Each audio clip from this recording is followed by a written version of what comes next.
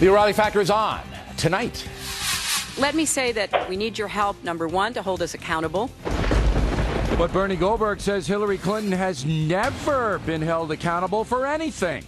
We'll talk about it tonight. Don't you ever talk about me! Probably shouldn't have attacked another person. I regret doing that. Dennis Miller on NFL players shooting their mouths off. Philly, I'm here. That should be interesting. Well, we're counter-surveilling the guy, you know what I mean? He's hiding here, I'm hiding here, Oh, we don't... And can you believe it? The mayor of Toronto, a loon, has higher approval ratings than President Obama. How much money that cost? Caution, you are about to enter the no spin zone. The Factor begins right now.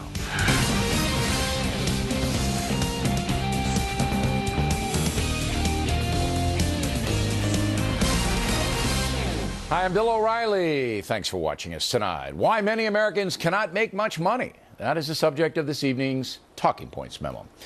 A centerpiece of the Democratic Party strategy is to convince Americans that the federal government can get you more money. And in some cases, that's true. New data from the Department of Agriculture says 20% of all American homes are now receiving food stamps, a record. And plenty of those folks need help because incomes in America are dropping. Since President Obama took office in 2009, the median income has fallen 7% in the USA. It now stands at $52,000, down from $56,000 just a few years back. There are many reasons this is happening, but competition is the main one. The USA has signed trade deals with China that have moved many jobs out of this country to China, where wages are very low. Also, China puts high tariffs on our products, making our stuff too expensive for many Chinese people to buy. So American workers are getting hosed by that trade policy with China.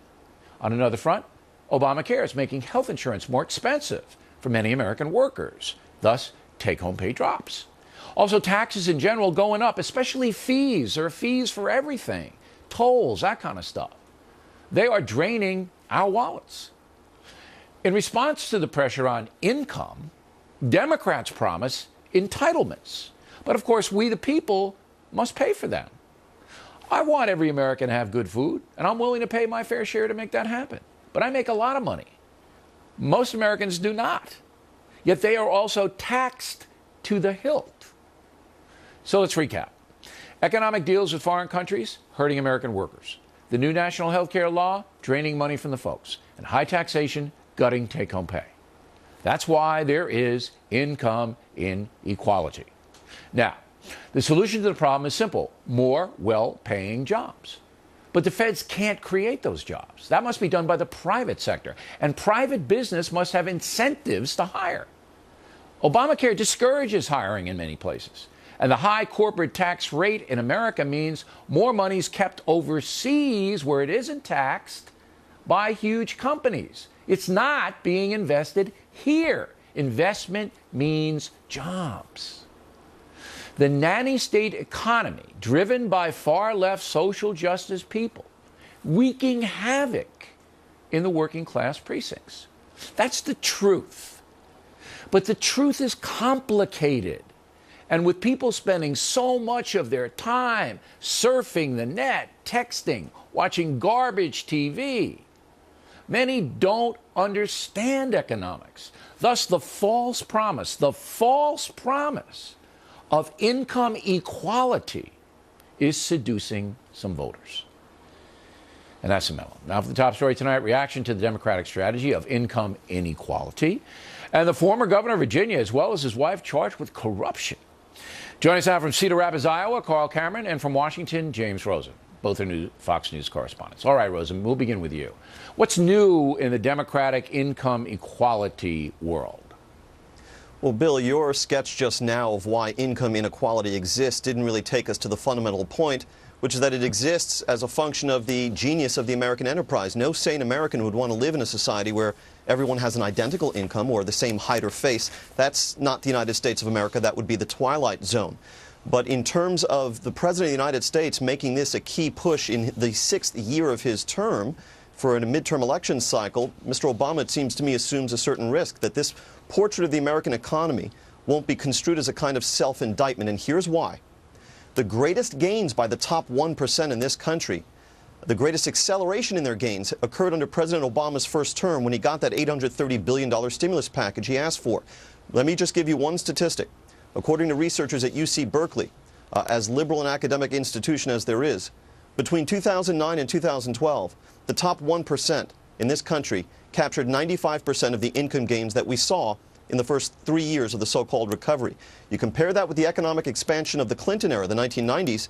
Back then, the top 1% captured only 45% of the income gains. And during the post-2001 expansion of the Bush-Cheney first term, the top 1% captured only 65% of the income gains we saw. Does UC Berkeley say why the fat cats are getting all the money? Look, this is structural. The president hasn't helped, and his stimulus package clearly didn't help. But this has to do with long-term economic, demographic, and cultural changes in this country, and you did allude to some of those things. Yeah, the dumbing down let me of just stop America. you there. Some academics say because of the explosion of high tech, if you have a profitable brand, you now reach people 1,000 times faster than you used to, because of the internet and the lightning fast society in we live. And therefore, the people who are established with good products and brands, boom, their income explodes. Whereas the working people don't have that advantage. Go. Wrap it up, and I got to get to Cameron.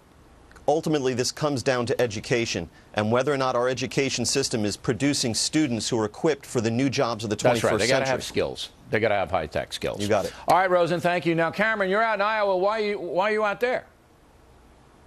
Republicans and Democrats are in the process of picking their party officials for the 2014 and 2016 campaigns, including a process that gets them to their ultimate nominees.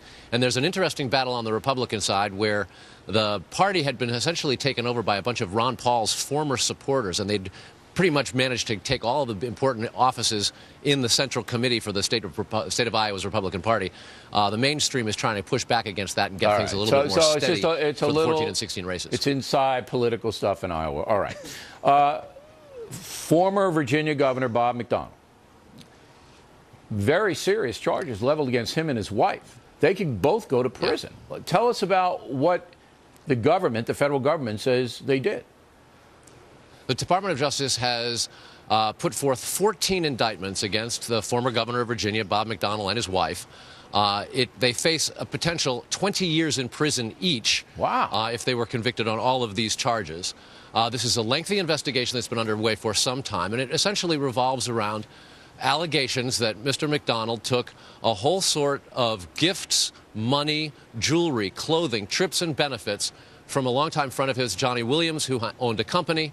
In exchange, the allegation in the indictment asserts, for favors to promote that company, perhaps give it opportunities for research at the University of Virginia and its products, and thus a quid pro quo, government corruption.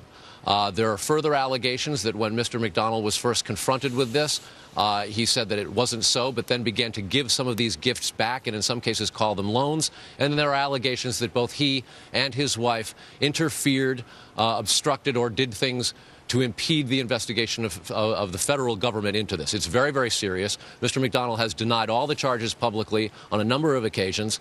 His legal team has asked for a delay in what is to be the arraignment and bond hearing this Friday in Richmond, where the district federal court is. At this point, the Justice Department said they wouldn't object to that because one of Mr. McDonnell's attorneys is out of town.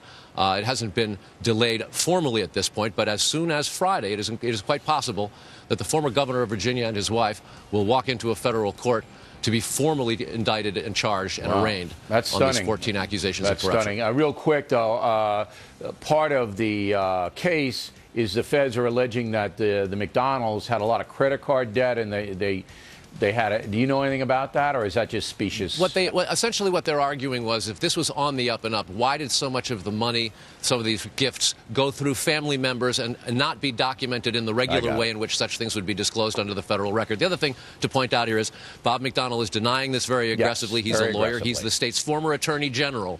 He knows the laws as well and says that he hasn't broken them, that perhaps the laws need to be rewritten. All right, gentlemen, thanks very much. Next on